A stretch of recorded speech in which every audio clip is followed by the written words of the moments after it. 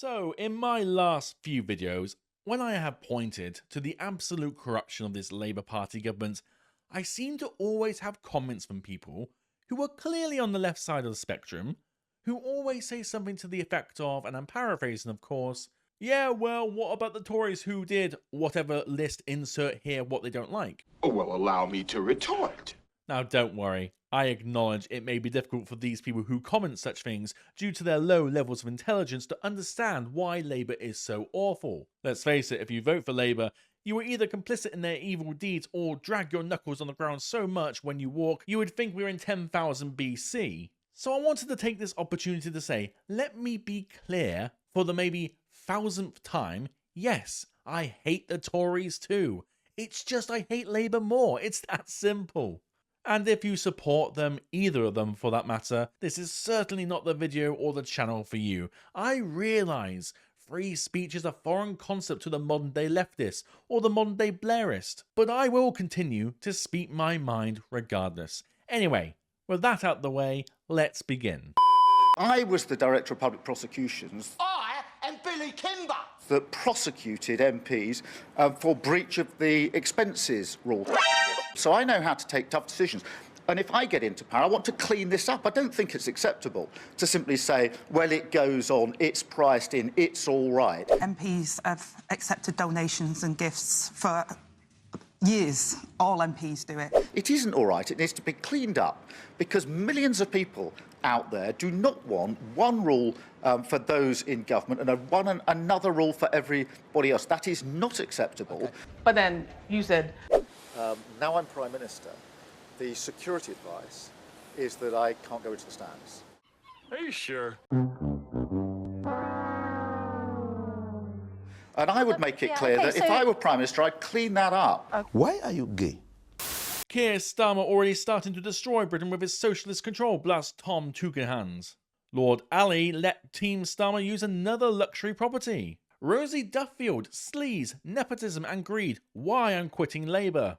These are just 3 of the headlines that have come out over the last few days, but represent the shock, calamity that is the new Labour government. A sharp downfall that even I, in one of my own videos, could not have predicted would have happened as fast as it did. Just judging by the direction we're going, I truly believe now that a general election will be called in the next couple of years. I really do, because the blunders keep rolling in. Now, Labour's sharp decline can be attributed to many factors. Sure, you can say the obvious ones, such as they didn't have a mandate at the election with 34% of those who voted, or 20.9% if you account for all the registered voters. They lied throughout the campaign and became the true nasty party on day one of government, the winter fuel allowance being an obvious example. Or the fact that the top brass are complete hypocrites, having a luxury lifestyle, making out its necessary expenditure while condemning their opposition when they have done the exact same thing. You can point to all those things.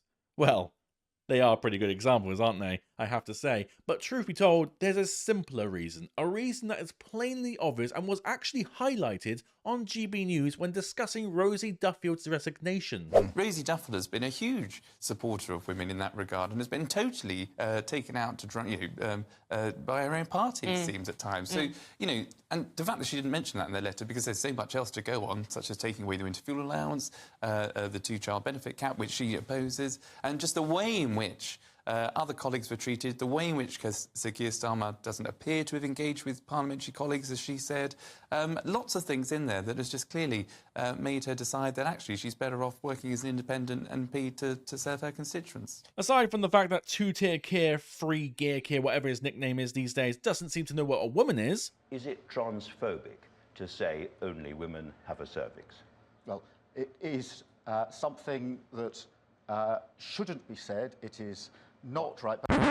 Is it right or is it wrong for Rosie Duffield to say only women have a cervix? Well, look, biologically, she of course is right about so that. Trans rights are human rights. Trans rights are human rights. We've also got to stand up here for trans rights and take that fight on. The man is meant to be married to one, but whatever. What is said in this clip is the truth of the matter. Keir doesn't know how to talk to regular human beings. He's a freaking robot. He wouldn't know charisma if it hit him in the face. When he gives a speech, he cannot take his eyes off the page. He cannot speak from the heart or clearly the head. In short, he is not cut up to the responsibilities of Prime Minister. Now, let me clarify.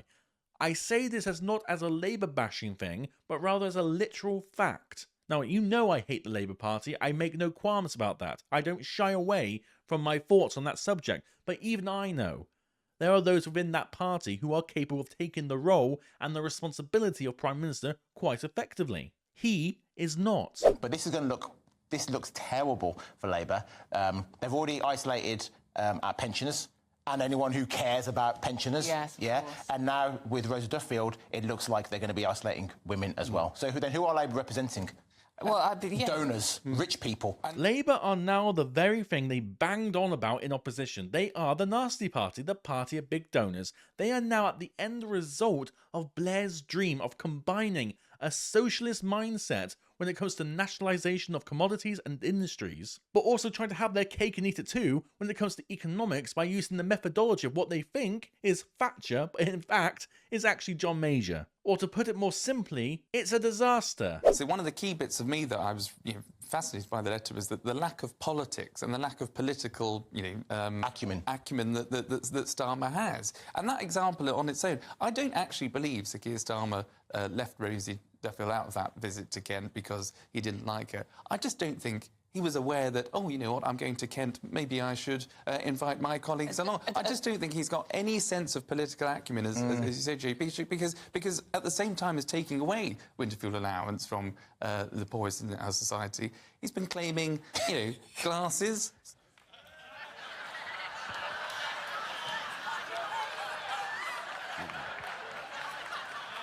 Do you like them? Very expensive. But guess what? I bought them myself. How about that? Suits. I mean, it doesn't even make him prove it. A comment.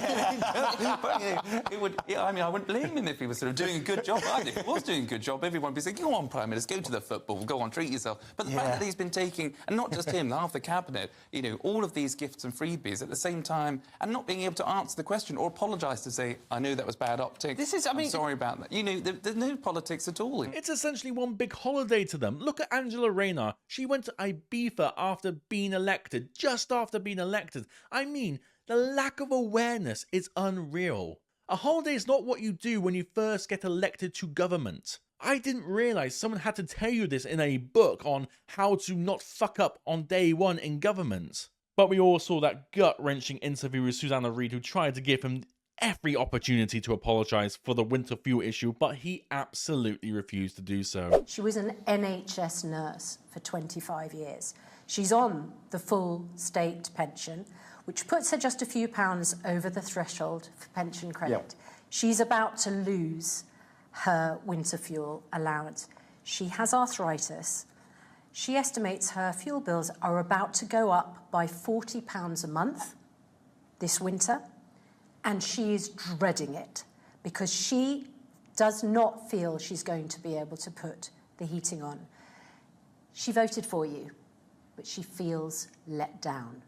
Would you like to take this opportunity to say sorry to pensioners like Chrissy? Well, I am really concerned that we've been put in this position. It was at this moment he knew. He fucked up. You're not sorry, are you? And that, ladies and gentlemen, is a well-suited clip to conclude with, because you can describe the problems that this Labour Party create in single words, and the majority of people will agree, regardless of their affiliations. Words like amateur, inexperienced, unintelligent.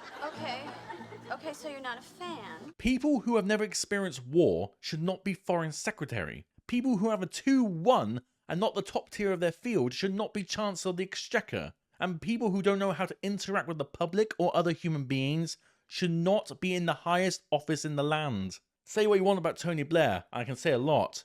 He knew how to interact with people. This Labour Party is not going to last long. Now, I estimated before it might be up to 2 years before a new election is called. I'm thinking it may be sooner than later now.